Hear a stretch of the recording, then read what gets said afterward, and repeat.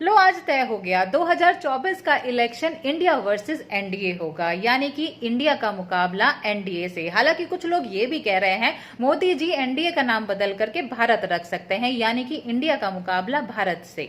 हालांकि राहुल गांधी पहले ही बोल चुके हैं कि जो उन्होंने मोहब्बत की दुकान खोली है पूरे देश के अंदर, इंडिया इसको पूरा सपोर्ट कर रहा है, यानी कि इंडिया को भारत में कन्वर्ट करने का उनका पहले से ही मंसूबा पूरा हो चुका है।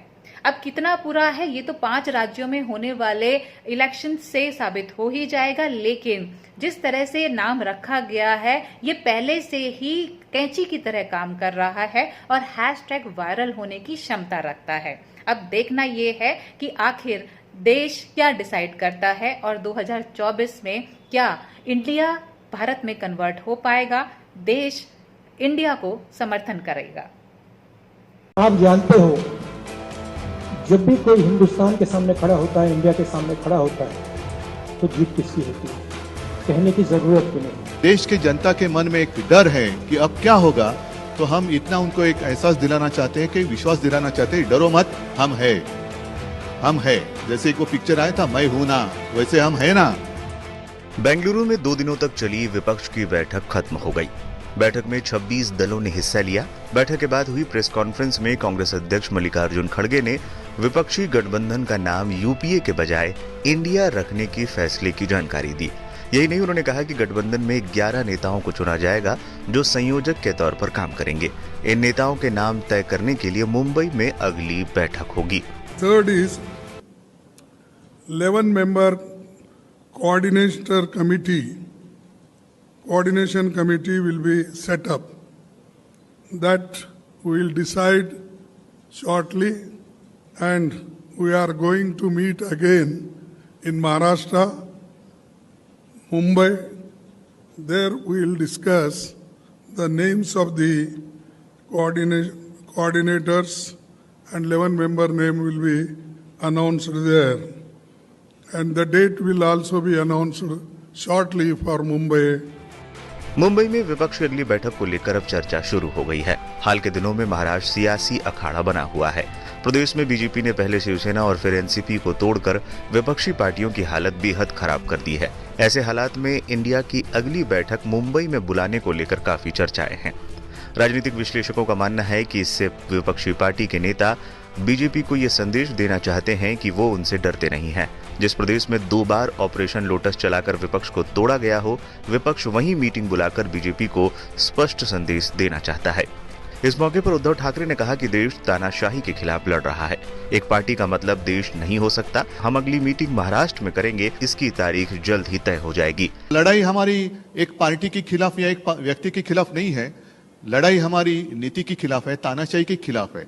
और जैसे एक जमाने में आजादी की लड़ाई हुई थी, तो अब आजादी खतरे में आई है। तो इस आजादी के लिए हम सब इकट्ठा आए हैं और पक्का भरोसा है कि हम कामयाब रहेंगे, हो जाएंगे। और देश के जनता के मन में एक डर है कि अब क्या होगा, तो हम इतना उनको एक एहसास दिलाना चाहते हैं, कि विश्वास दिलाना चाहते हैं, डरो मत, हम है। जैसे एक वो पिक्चर आया था मैं हूं ना, वैसे हम है ना। आप क्यों डरते हो, चिंता मत करो। एक व्यक्ति या एक पार्टी मतलब देश नहीं हो सकता, पूरे देश की जनता मतलब देश है। और देश की जनता अब इंडिया और भारत बनकर सामने आएगी। अपने देश को हम सुरक्षित रखेंगे। बता दें, बैठक के बाद राहुल गांधी ने कहा कि हमारी लड़ाई भाजपा की विचारधारा और उनकी सोच के खिलाफ है। आप जानते ही हैं कि जब कोई इंडिया के सामने खड़ा होता है तो जीत किसकी होती है। ये लड़ाई ऑपोजिशन और बीजेपी के बीच में लड़ाई नहीं है। देश की आवाज को दबाया और कुचला जा रहा है। ये देश की आवाज के लिए लड़ाई है और इसीलिए ये नाम चुना गया, Indian national developmental inclusive alliance, मतलब इंडिया। लड़ाई एनडीए और इंडिया के बीच में है, नरेंद्र मोदी जी और इंडिया के बीच में है, उनकी विचारधारा और इंडिया के बीच में है। ऑपोजिशन का नाम इंडिया कैसे पड़ा, आज आपको इसकी इनसाइड स्टोरी बताते हैं। सबसे पहले इंडिया का नाम राहुल गांधी ने सुझाया था।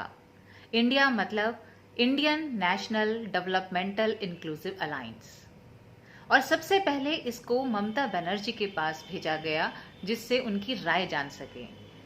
इस पर ममता बनर्जी ने एन फॉर न्यू का सजेशन दिया, लेकिन आम सहमति नेशनल पर ही बनी।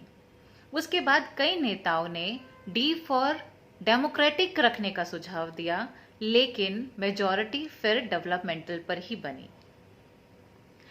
यहां तक कि नीतीश कुमार ने तो ये भी कह दिया कि आखिर सियासी घटक का नाम इंडियन कैसे रखा जा सकता है।